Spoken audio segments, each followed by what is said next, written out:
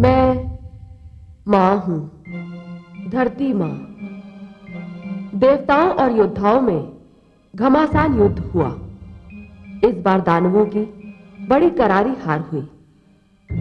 इंद्रदेव ने बड़ी कुशलता से अपनी सेना का संचालन किया, परंतु मुझसे पूछो तो दानवों की पराजय के दो मुख्य कारण थे। एक तो ये कि उनमें फूट पड़ गई थी, और दूसरा ये कि उन्होंने अपने गुरु शुक्राचार्य का कहना नहीं माना।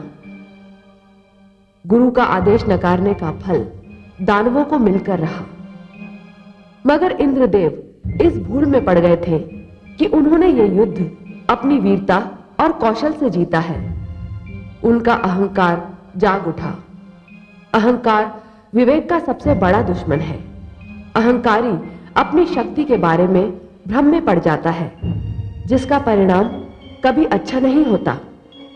मुझे विश्वास है कि इंद्रदेव का यह अहंकार केवल मुझे नहीं, स्वयं भगवान विष्णु को भी अच्छा नहीं लगेगा।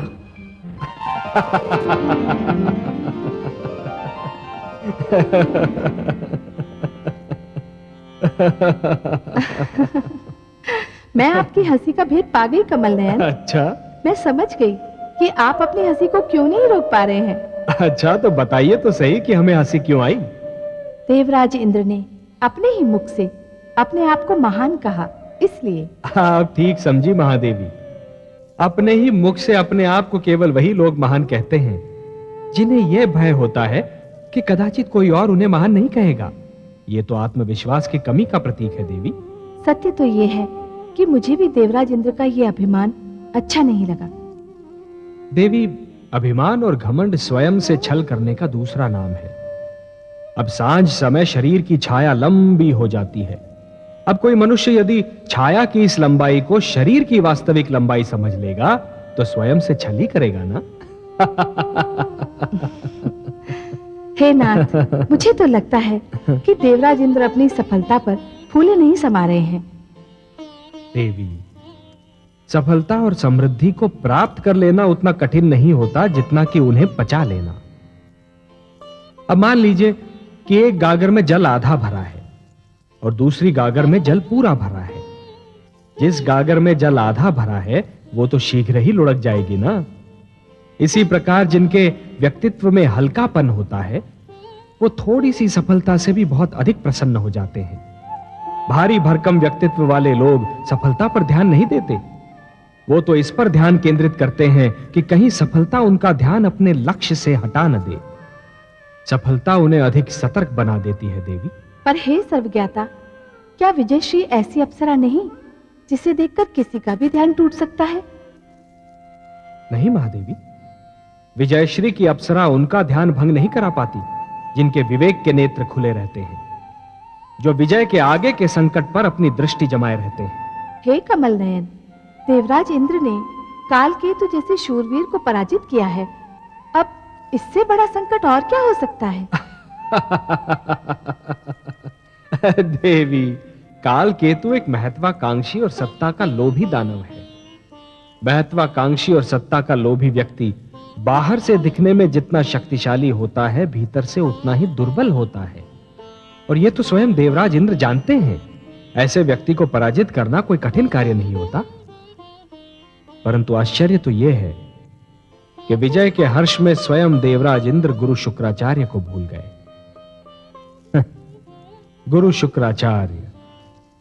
देवेंद्र को यह ज्ञान है कि गुरु शुक्राचार्य एक ऐसे प्रश्न चिन्ह के समान है जो चिंताजनक तो होता ही है, परंतु उसका उत्तर जानना बहुत कठिन होता है। गुरु शुक्राचार्य? हां महादेवी, इस समय मेरा ध्यान केवल उन्हीं पर है।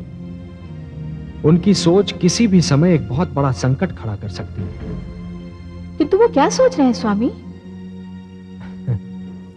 महादेवी, जिस प्रकार एक धनी जिसका धन चोरी हो जाता है वो अपने धन को सबसे छुपाता फिरता है, उसी प्रकार एक चोट खाया हुआ विद्वान अपनी सोच को सबसे छुपाने का प्रयत्न करता है। गुरु शुक्राचार्य किसी को यह नहीं बताना चाहते कि वो क्या सोच रहे हैं, परंतु वो जो भी सोच रहे हैं वो देवताओं के लिए घातक सिद्ध हो सकता है। तब तो फिर आप ही को देवताओं को आश्रय देना होगा स्वामी। नहीं महादेवी, ऐसी परिस्थिति तो उत्पन्न ही नहीं होनी चाहिए जब किसी को किसी और को आश्रय देना पड़े। अब मैं क्या करूंगा, यह तो इस पर निर्भर है कि गुरु शुक्राचार्य का अगला पग किस ओर उठता है।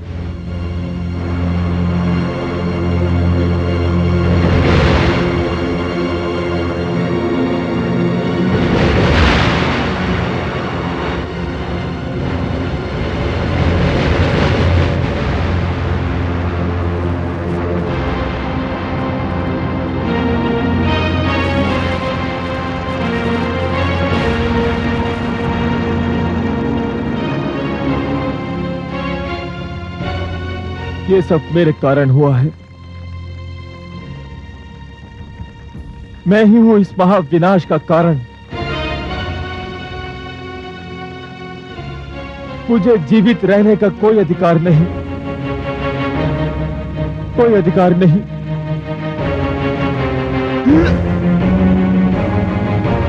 ठहरो कालकेतु, ठहरो।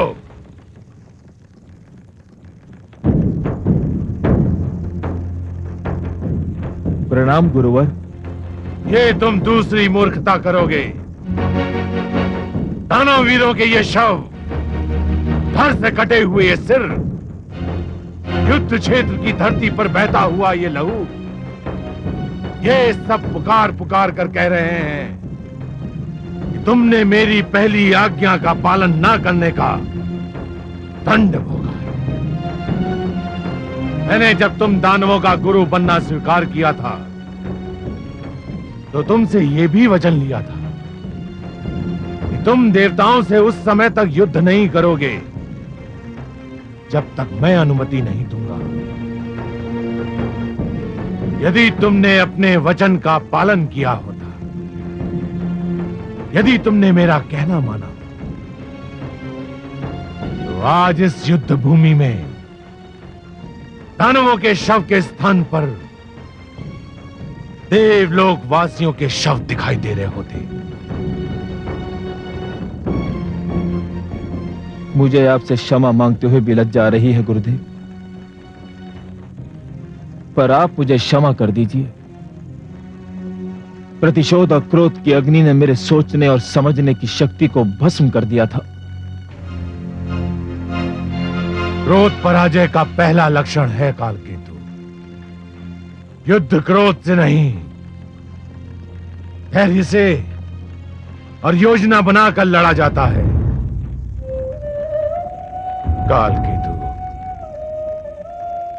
तुम विजय केवल इसलिए नहीं प्राप्त कर सके क्योंकि लोभ और लालसा ने तुम पर पहले ही विजय प्राप्त कर ली थी। राज सिंहासन के लोभ में तुमने दानव एकता भंग कर दी। तुम दानवों में सबसे बड़ा दोष यही है कि तुम संगठित नहीं रह सकते।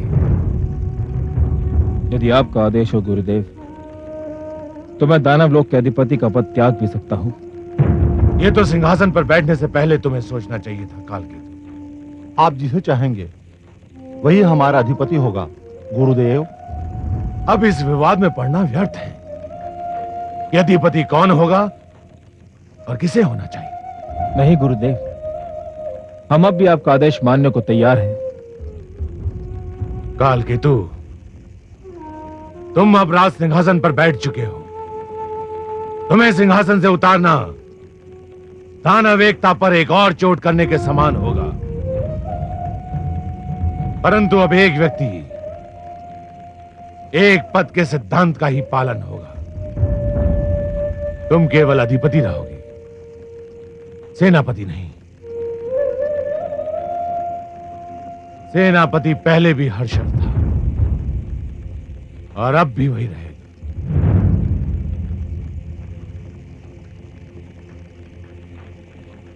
जो आज्ञा गुरुदेव। परंतु गुरुदेव, हम परास्त हुए हैं, अपमानित हुए हैं। आपके निर्देशन के बिना हमारा खोया हुआ मान और टूटा हुआ साहस वापस नहीं लौट सकता। आप हमारा मार्गदर्शन कीजिए गुरुदेव। हम एक बार फिर सिर उठाकर जीना चाहते हैं। हम देवताओं को परास्त करना चाहते हैं गुरुदेव। ये तभी संभव है जब मुझे संजीवनी मंत्र प्राप्त हो जाए।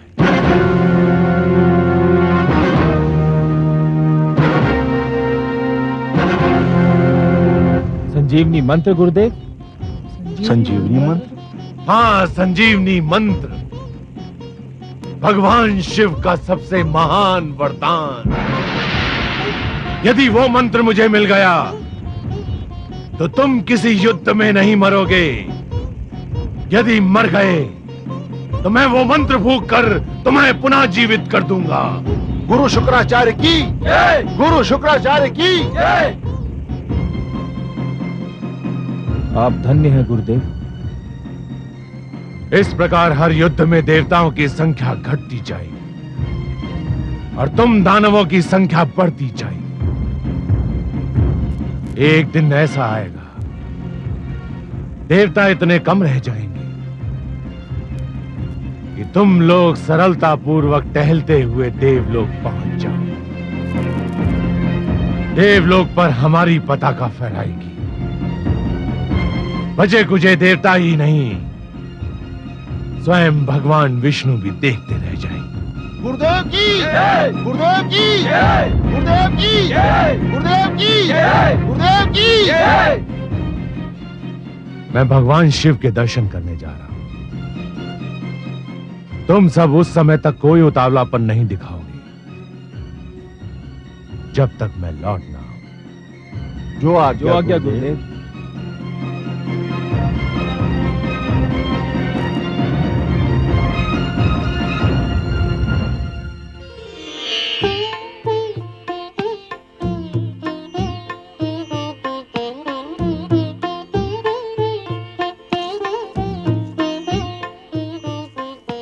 देवी इंद्राणी, देवासुर संग्राम तो पहले भी कई बार हो चुके हैं, परंतु इस बार हमने दानव सेना को वो मार दी है कि वो अभी तक अपनी चोट सहला रही होगी।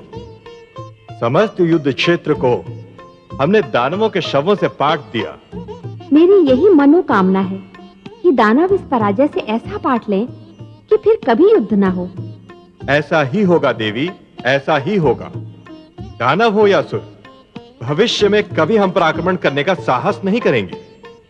अब हमें उनकी ओर से कोई चिंता, कोई भय नहीं रहेगा। नृत्य गायन आरंभ करो। आज समस्त देवलोक विजयोत्सव मनाएगा।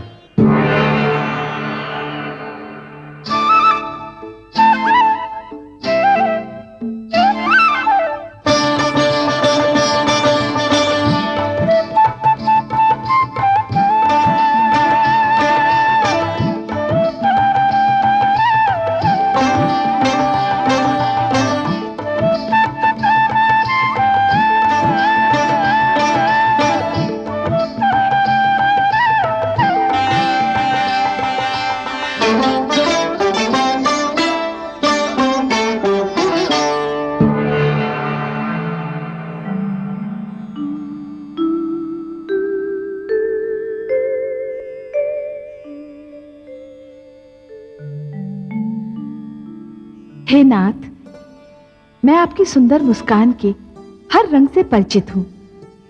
इस समय भी जो मुस्कान आपके अधरों की शोभा बनी हुई है, उसके रंग को भी मैं पहचानती हूँ। हे देवी, आप हमारी मुस्कान के रंग ही नहीं, हमारे हृदय की सारी धड़कनों को भी जानती हैं और इसीलिए जान रही हैं कि मैं इंद्रलोक में होने वाले विजयोत्सव को देखकर अपनी मुस्कान को रोक नहीं पा रहा हूं। हाँ कमल नयन, और आपकी मुस्कान से जो चिंता झांक रही है, उसी से मुझे लग रहा है कि अवश्य कोई विशेष घटना घटने वाली है। आपका अनुमान बिल्कुल ठीक है महादेवी। इंद्रलोक में जो निश्चिंतता का वातावरण छाया हुआ है, वो अवश्य ही कोई रंग लाएगा। इंद्रदेव निश्चिंत होकर अपनी विजय का उत्सव तो मना रहे हैं, परंतु साथ ही जीवन का एक मूल सत्य भूल रहे हैं। किस मूल सत्य की ओर आपका संकेत है सर्वेश्वर? वो सत्य ये है महादेवी कि सूर्योदय के समय जो अंधकार इस धरती से भाग खड़ा होता है और घने वनों और गुफाओं में जाकर छुपता है, वही अंधकार सूर्यास्त का समय निकट आते ही फिर से अपना सिर उठाने लगता है और सूर्यास्त होने के साथ ही इस धरती पर फिर से अपना अधिकार जमा लेता है। यही शत्रु का भी चरित्र होता है।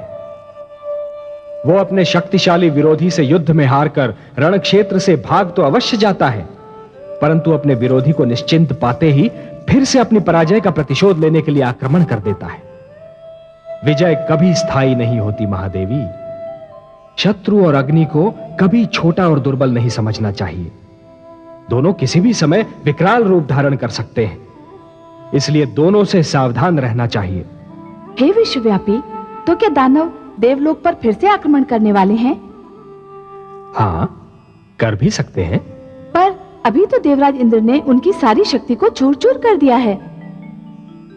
दानव शक्ति का केंद्र है दैत्य गुरु शुक्राचार्य का मस्तिष्क, जो इस समय भयंकर रूप से सक्रिय है, पूर्णतया जागा हुआ है। उसे एक पल भी चैन नहीं। दैत्य गुरु जो करने जा रहे हैं, उससे यह तो स्पष्ट है कि उनके मस्तिष्क में कोई भयानक योजना पनप रही है। क्या करने जा रहे हैं दैत्य गुरु शुक्राचार्य? वो भगवान शिव के पास जा रहे हैं संजीवनी मंत्र मांगने, और यदि उनकी योजना के अनुसार भगवान शिव से उन्हें संजीवनी मंत्र मिल गया तो देवताओं के लिए दानवों को जीत पाना असंभव हो जाएगा। ये तो सचमुच बहुत गंभीर समस्या है। हे देवेश्वर, सब जानते हैं कि भगवान शिव बहुत भोले हैं। कोई भी उनसे कुछ भी मांगे तो वो दे देते हैं। कोई भी उनके सामने झोली फैला दे तो वो उसे तुरंत भर देते हैं। दैत्य गुरु शुक्राचार्य बहुत चतुर हैं। कहीं भोलेनाथ उन्हें ये मंत्र दे न दे। भोले अवश्य हैं हमारे शिव शंकर, परंतु उन्हें यह भली भांति ज्ञात है कि संजीवनी मंत्र उस शक्तिशाली शस्त्र के समान है जिसका सदुपयोग भी संभव है और दुरुपयोग भी, जिससे रक्षा भी की जा सकती है और विनाश भी। जिस प्रकार एक दीपक प्रकाश भी फैला सकता है और घर को आग भी लगा सकता है, उसी प्रकार संजीवनी मंत्र सत्यवादी को भी जीवन दे सकता है और असत्यवादी को भी। भगवान शिव तो यह भी भली भांति जानते हैं देवी कि मांगने वाले से देने वाले का उत्तरदायित्व कहीं अधिक बड़ा होता है। मांगने वाला तो कुछ भी मांग सकता है, परंतु देने वाले को यह सोच लेना चाहिए कि वो जो दे रहा है और जिसे दे रहा है वो उसके योग्य है भी या नहीं। यदि दैत्य गुरु शुक्राचार्य के लोक कल्याण का अर्थ केवल दानव कल्याण है, तब तो यह एक बहुत बड़े अनर्थ का सूचक है देवी। स्वामी, भगवान शिव ये निर्णय कैसे करेंगे कि दैत्य गुरु शुक्राचार्य संजीवनी मंत्र के योग्य हैं या नहीं? ये तो भगवान शिव का अधिकार है, उनका क्षेत्र है, इसे उन्हीं पर छोड़ दीजिए देवी। हाँ, हमारे भगवान शिव शंकर भोले अवश्य हैं, पर उतने ही बड़े पारखी भी। यदि वो चाहें तो किसी को भी परख लेना उनके लिए एकदम सरल कार्य है। फिर भी क्या ये उचित नहीं होगा कि देवराज इंद्र को दैत्य गुरु की योजना से अवगत करा दिया जाए? कहीं ऐसा ना हो जाए कि देवराज इंद्र विजय उत्सव मनाते रहें और दैत्य गुरु अपने उद्देश्य में सफल हो जाएं? यही तो हमारी भी चिंता है देवी। देवराज इंद्र की निश्चिंतता हमें चिंतित कर रही है। विजय ने उन्हें नीति के मार्ग से हटा दिया है। उनका तो यह कार्य था कि अपने गुप्तचर भेजकर अपने शत्रु की गतिविधियों से सतर्क रहते। आपने उचित परामर्श दिया है देवी, हम देवेंद्र को सूचित करेंगे। जय विजय। आज्ञा सर्वेश्वर। तुम दोनों इंद्रलोक जाओ और देवेंद्र को सूचना दो कि दैत्य गुरु शुक्राचार्य भगवान शिव शंकर से संजीवनी मंत्र मांगने जा रहे हैं, और यदि यह मंत्र उन्हें मिला तो देवलोक पर संकट आ सकता है। उनसे कहो कि इस समस्या का तुरंत समाधान ढूंढें। जो आज्ञा देवेश्वर।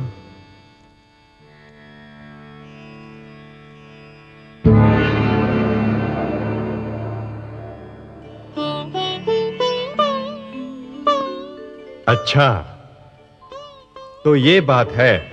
हाँ देवराज, श्री लक्ष्मीपति ने कहा है कि आपको सूचित कर दिया जाए कि दैत्य गुरु शुक्राचार्य भगवान शिव से मिलने जा रहे हैं और देवलोक पर गंभीर संकट के बादल मंडरा रहे हैं। कह देना श्री विष्णु भगवान से कि हमें सूचना देने के लिए धन्यवाद। वो चिंता ना करें, ऐसा कुछ नहीं होगा। इससे पहले कि दैत्य गुरु शुक्राचार्य भगवान शिव के पास पहुंचे, हम स्वयं उनके पास पहुंच जाएंगे। भगवान शिव पर हमारा अधिकार अधिक है। हम दैत्य गुरु शुक्राचार्य की चाल को असफल कर देंगे। जो आज्ञा देवराज।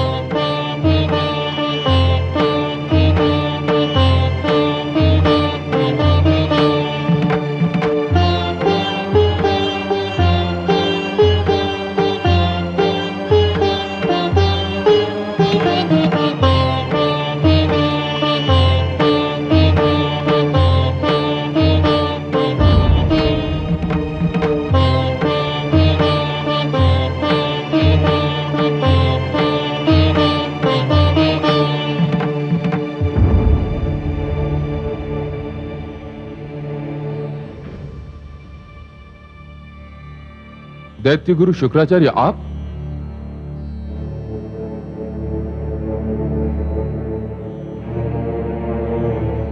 हे महादेव, मैं एक याचना लेकर आपके चरणों में उपस्थित हूं। हे शिव शंकर, मैं भी आपके निकट खड़ा हूं। देवराज आप? मैं तो दैत्य गुरु शुक्राचार्य से पहले ही यहां आ गया था। क्षमा करें देवराज, आप मेरे निकट नहीं, मेरे पीछे खड़े थे। मेरे 3 नेत्र अवश्य हैं, किंतु तीनों नेत्र मेरे मुख पर हैं। एक भी नेत्र मेरे सिर के पीछे नहीं है। इसी कारण मेरी दृष्टि आप पर नहीं पड़ी। नहीं तो मैं सबसे पहले आपका अभिनंदन करता, अतिथि की भांति आपका स्वागत करता। मैं अतिथि बनकर नहीं, याचक बनकर यहां आया हूं। याचक तो विनम्रता की मूर्ति होता है देवराज, परंतु मैं विवश हूं। दैत्य गुरु शुक्राचार्य पर मेरी दृष्टि भी पहले पड़ी और अपने याचक बनकर आने की सूचना भी उन्होंने पहले दी, इसलिए उन्हीं के निवेदन को पहला अवसर दिया जाएगा।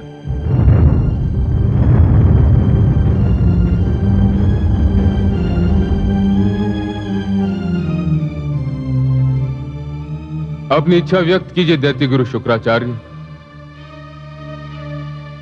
हे महादेव, मैं आपसे कुछ मांगने आया हूं। तो कहिए ना, संकोच क्यों कर रहे हैं? अपनी वर्षों की तपस्या और आपके प्रति अपनी अपार भक्ति के बदले में, हे महादेव, मैं संजीवनी मंत्र मांगने आया हूं।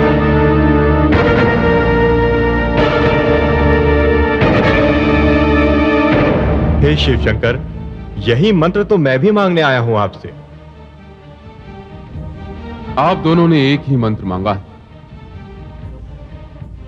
मेरे लिए आप दोनों महान हैं। आप देवताओं के राजा हैं। दैत्य गुरु शुक्राचार्य महान विद्वान हैं। सत्य पूछिए तो आप दोनों ही संजीवनी मंत्र के सुपात्र हैं। आप दोनों ही इसे प्राप्त करने के योग्य हैं। परंतु संजीवनी मंत्र एक कल्प में एक ही बार किसी एक ही को दिया जा सकता है। यह महाशक्तिशाली मंत्र है, इसलिए मुझे आप दोनों में से किसी एक ही को चुनना पड़ेगा। तब तो फिर भोले शंकर, निर्णय हो गया। मैं देवराज इंद्र हूं, मंत्र मुझे ही मिलेगा। नहीं देवराज, देव हो या दानव, निर्णय परीक्षा के आधार पर ही होगा। परीक्षा? हां देवराज, आप दोनों में से जिस किसी को भी यह मंत्र लेना है उसे परीक्षा देनी होगी। मैं किसी भी परीक्षा के लिए प्रस्तुत हूं महादेव। और आप देवराज? मैं परीक्षा के विषय में जानकारी चाहूंगा शिव शंकर। परीक्षा परीक्षक की इच्छा पर निर्भर करती है देवराज, परीक्षा देने वाले की इच्छा पर नहीं। परीक्षा क्या होगी, कैसी होगी, इसका निर्णय तो केवल परीक्षक करता है। फिर भी आपने जानकारी चाही है तो जान लें। मैं संजीवनी मंत्र उसी को दूंगा जो 1 वर्ष तक धरती के 365 दिन वृक्ष से उल्टा लटक कर, जल और अन्न त्याग कर, केवल जलती हुई पत्तियों का धुआं पीता रहे पूरे 1 वर्ष। आपको स्वीकार है देवराज? और आपको दैत्य गुरु? हे महादेव, मुझे इसकी चिंता नहीं है कि परीक्षा कितनी लंबी और कितनी कठिन हो। मेरी रुचि केवल इसमें है कि परीक्षा कब आरंभ करनी। आप केवल मुझे यह बताने की कृपा करें कि अनुष्ठान किस क्षण और किस समय आरंभ करना होगा। यह जान लीजिए दैत्य गुरु शुक्राचार्य, इस अनुष्ठान में आपके प्राण भी जा सकते हैं। मैं आचार्य हूं भोलेनाथ, और जो आचार्य अपने आचरण का पालन नहीं करता उसे आचार्य बनने का कोई अधिकार नहीं। मैं संजीवनी मंत्र लोक कल्याण के लिए मांग रहा हूं, और यदि लोक कल्याण के लिए मेरे प्राण भी जाते हैं तो मुझे कोई चिंता नहीं। हे महादेव, आप अनुष्ठान की तिथि और समय निर्धारित कीजिए। यह अनुष्ठान आपको सोमवती अमावस्या की रात्रि को आरंभ करना होगा। रात्रि आरंभ होते ही आपको वृक्ष से उल्टा लटक जाना होगा और अगले वर्ष की सोमवती अमावस्या की रात्रि तक नीचे रखी पत्तियों को जलाकर उसके धुएं को निरंतर पीते रहना होगा। और इस अनुष्ठान के समय आपको मौन भी धारण करना होगा।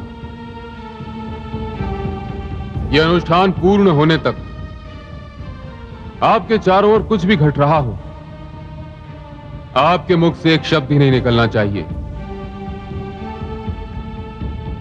हे शिव शंकर, पातु मां, आज्ञा दे महादेव।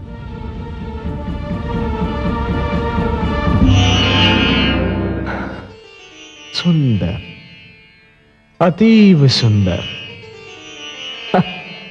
क्या निष्ठा है दैत्य गुरु शुक्राचार्य की, क्या साहस है, कितना दृढ़ निश्चय है। देखकर तो मेरे भी मुख से धन्य है का उद्गार निकल गया। वंदनीय है उनका साहस महादेवी, वंदनीय है उनका साहस, और प्रशंसा के योग्य है स्वयं वो। निस्संदेह वंदनीय है उनका साहस, निस्संदेह प्रशंसा के योग्य हैं स्वयं वे। पर हे सर्वेश्वर, क्या ये दुर्भाग्य नहीं कि ऐसा महान विद्वान दानवों के साथ है, देवताओं के साथ नहीं? क्या ये स्वयं विद्या का अपमान नहीं कि वो ऐसे पक्ष के पास है जो विद्या का आदर करना भी नहीं जानता है? है तो सही प्रिय, परंतु इसका कारण भी तो है। इसका क्या कारण है सर्वेश्वर? विद्वान का अहंकार? अहंकार। विद्वान जब विद्या के स्थान पर दूसरी बातों को प्राथमिकता देने लगता है, विद्वान जब अपमान के प्रतिशोध की अग्नि में जलने लगता है, तो उस अग्नि में सबसे पहले उसका विवेक जलकर भस्म हो जाता है। तो फिर आप दैत्य गुरु शुक्राचार्य की प्रशंसा क्यों कर रहे हैं? प्रशंसा क्यों कर रहा था? देवी, यदि गुण शत्रु में भी हो तब भी वो प्रशंसा के योग्य हैं। अग्नि तो किसी भी वस्तु को जलाकर भस्म कर देती है, परंतु क्या अग्नि के ताप की महत्ता से मुख मोड़ा जा सकता है? परंतु देवराज इंद्र ने आज मुझे बहुत निराश किया। परीक्षा का नाम सुनते ही वे भयभीत हो गए। मुझे उनसे ऐसी आशा न थी। देवराज परीक्षा की कठोरता से भयभीत थे महादेवी, और दैत्य गुरु के उद्देश्य ने उन्हें निर्भय बना दिया था। इसीलिए मैं कहता हूं देवी कि प्रत्येक मनुष्य के सम्मुख जीवन में कोई ना कोई उद्देश्य अवश्य होना चाहिए। देवराज इंद्र अपने नंदनवन में मग्न है और दैत्य गुरु के सम्मुख एक उद्देश्य है। हाँ, यह और बात है कि उनका उद्देश्य विनाशकारी है। हमारे देवराज संभवतः यह सोच रहे हैं कि इस कठिन परीक्षा को झेलने का सामर्थ्य यदि उनमें नहीं है तो गुरु शुक्राचार्य भी उसे नहीं झेल पाएंगे। यह देवेंद्र का भ्रम है। वो शुक्राचार्य की निष्ठा से पूर्णतया परिचित नहीं है। माते, माते, माते,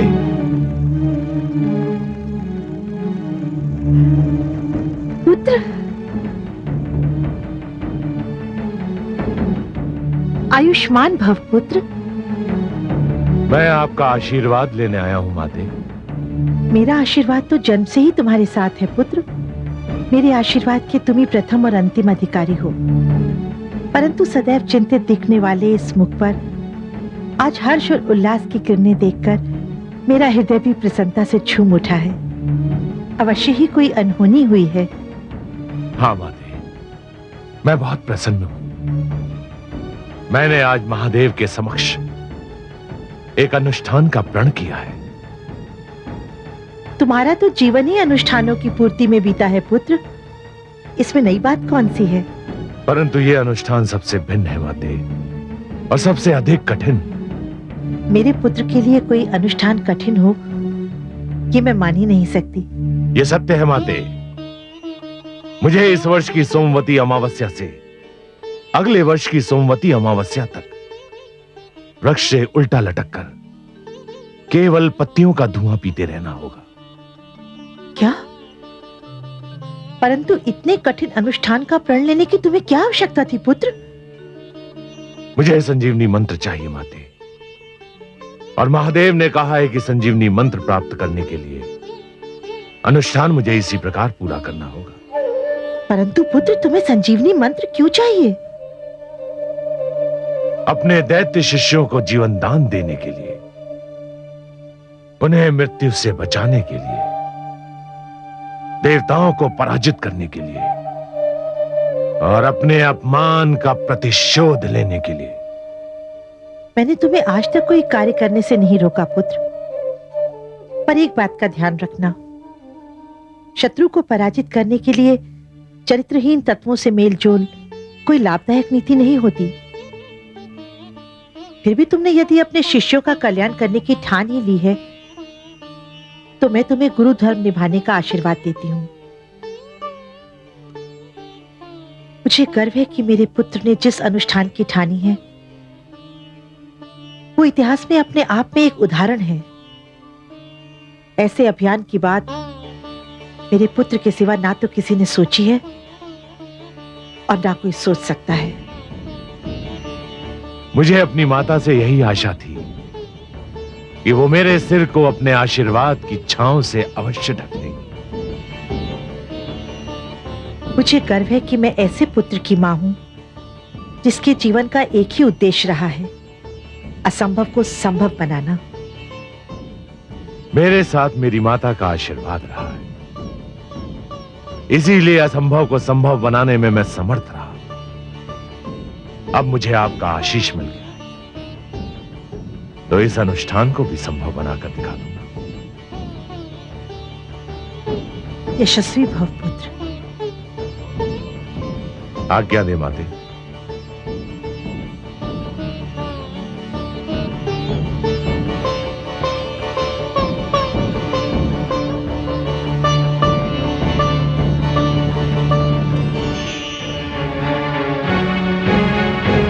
दानवीरों, हमारे परम पूज्य गुरु शुक्राचार्य ने केवल हमारे लिए एक अत्यंत कठिन अनुष्ठान का निर्णय कर लिया है।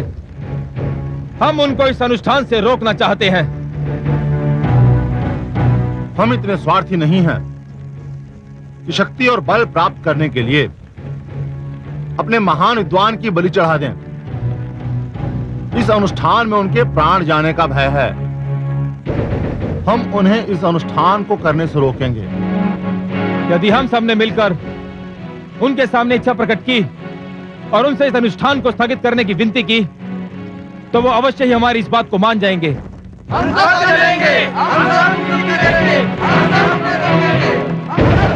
शची, देवी शची, शची, कहाँ हैं आप?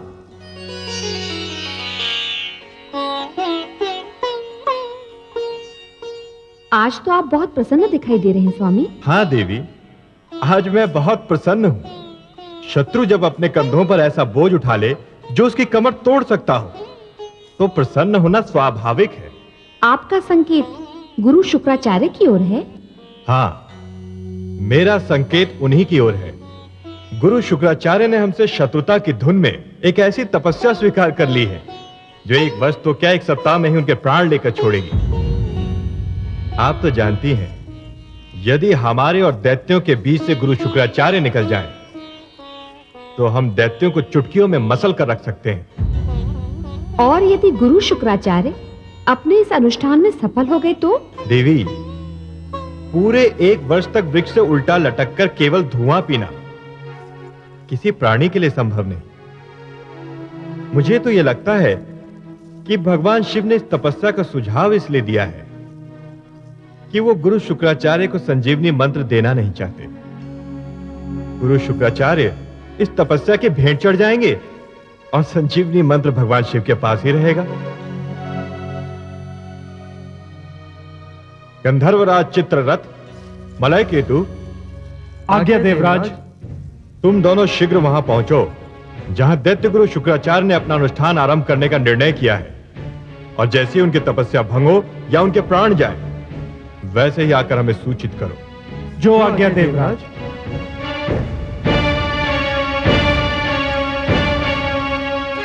देख लीजिएगा देवी, इन्हें लौटने और दैत्य गुरु की तपस्या का अंत हो जाने का समाचार लाने में अधिक समय नहीं लगेगा।